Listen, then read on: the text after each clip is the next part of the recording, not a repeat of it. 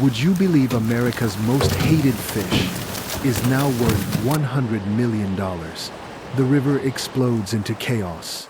Silver missiles launch from the water, slamming into boats with bone-bruising force. Screams echo through the air. This isn't Hollywood. This is the Illinois and Mississippi rivers. For decades, Americans called them trash fish invaders. Nobody wanted. They devoured everything, reproduced by the millions, leaving native species starving. But here's the question. What if the fish everyone hates could actually be worth millions?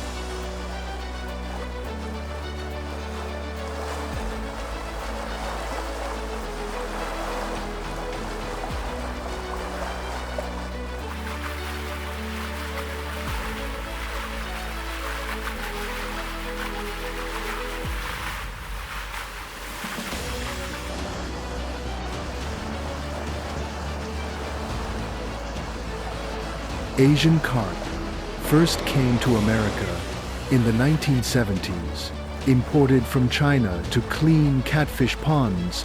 At first, they seemed harmless.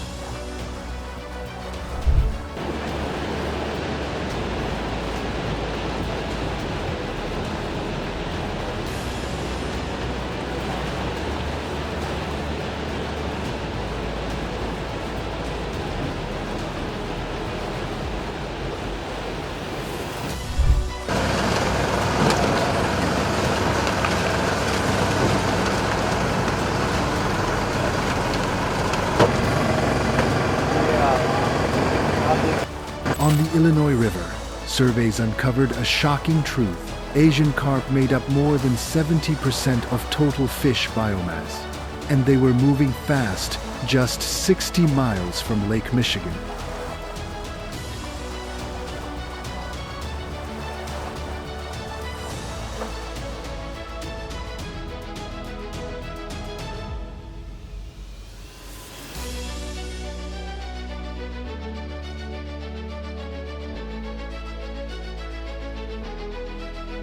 But then came the floods of 1992. The Mississippi levees broke.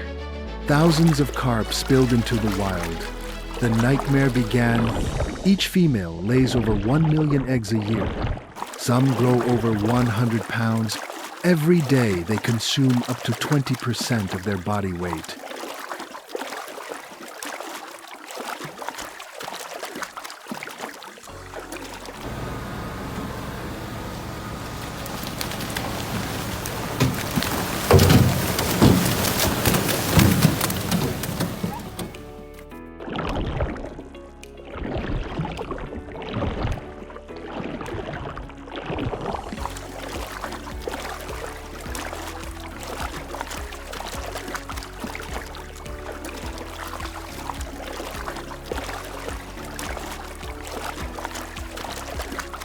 Threatening a $7 billion fishing economy.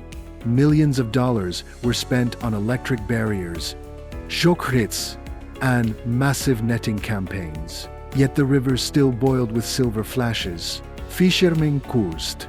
Nets tore under the weight. Processors refused to touch them. Carp was worthless, a burden.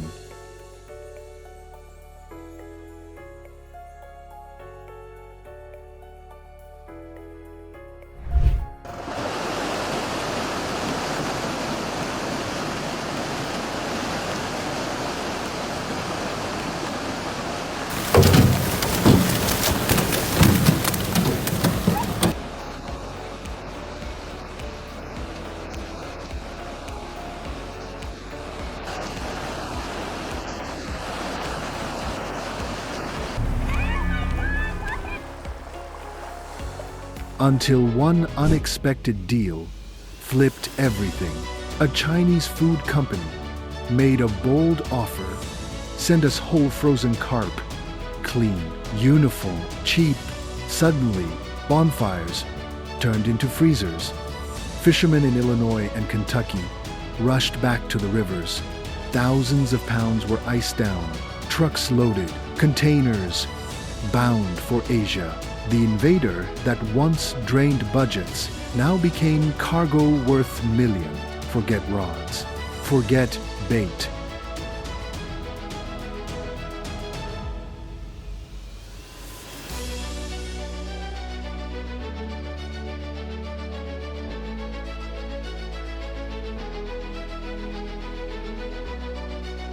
This isn't fishing, it's war. On the Illinois River, steel boats, 60 to 80 feet long, roar upstream. Crews spread nets as wide as basketball courts. At the stern, underwater sound cannons thunder. The river erupts. Silver bodies leap like missiles. In just hours, nets haul in 3 to 5 tons of carp.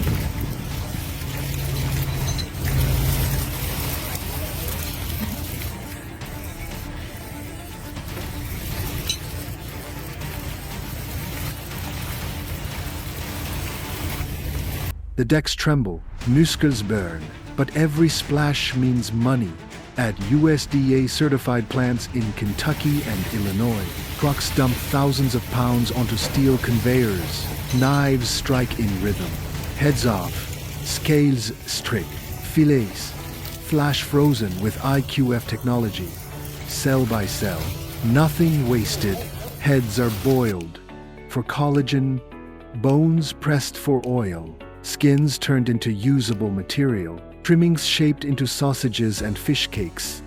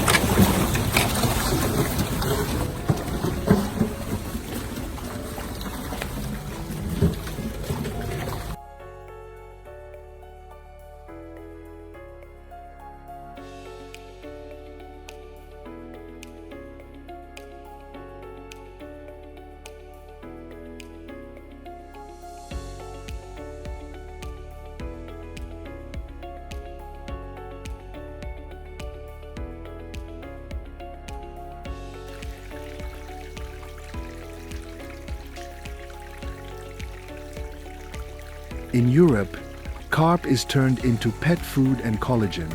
But in America, it's still just trash. Generations of Americans grew up calling carp muddy, bony, unfit to eat. Supermarkets won't stock it. Chefs won't cook it. Diners wrinkle their noses before a single bite. Illinois tried something bold. A new name, Kopi.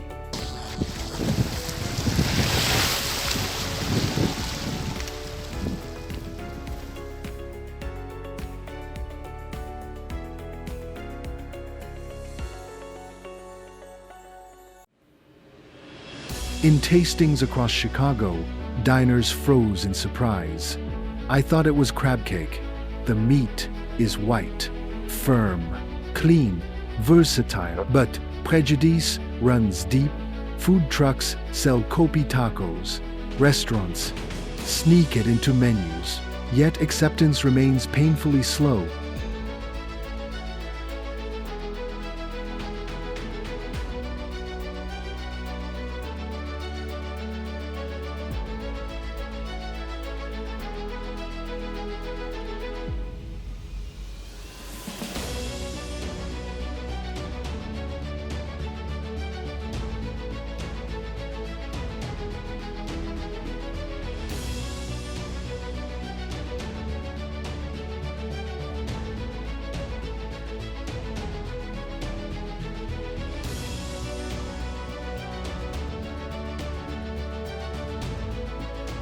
Each 20-ton container brings in up to $220,000, with profit margins of 30% abroad. Carp is gold. In China, fish heads are delicacies. In Vietnam and Thailand, carp becomes fish cakes and fish balls. In Nigeria and Ghana, it's smoked and sold in bustling street markets.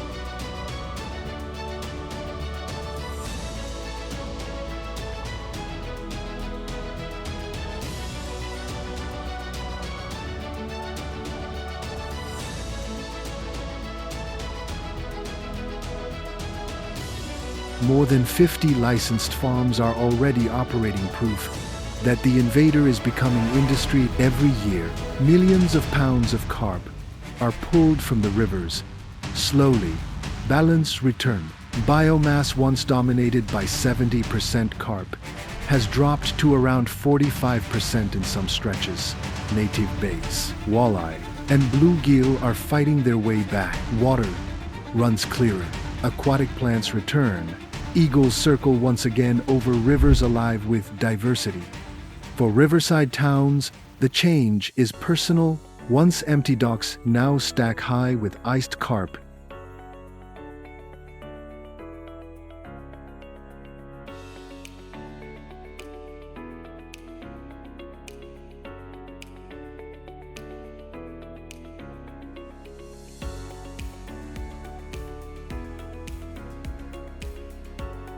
Processing plants have created more than 300 new jobs in Kentucky alone. Fishermen who left the trade a decade ago have returned. Families now count on steady income.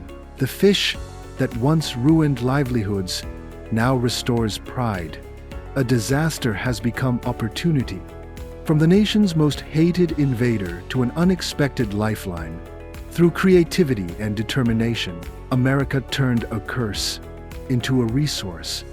From rivers boiling with chaos to factories humming with exports.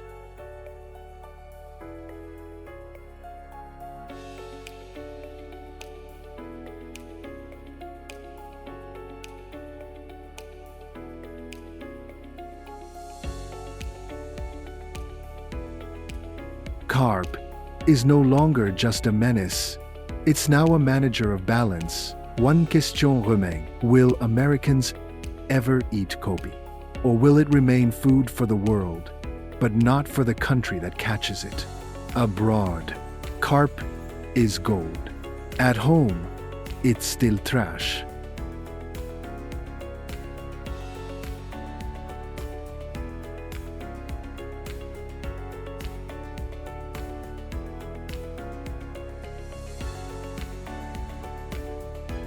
From chaos on the Mississippi to bustling markets in Asia, from ecological disaster to a $100 million industry, Asian carp proves a simple truth. Even the most hated invader can become opportunity.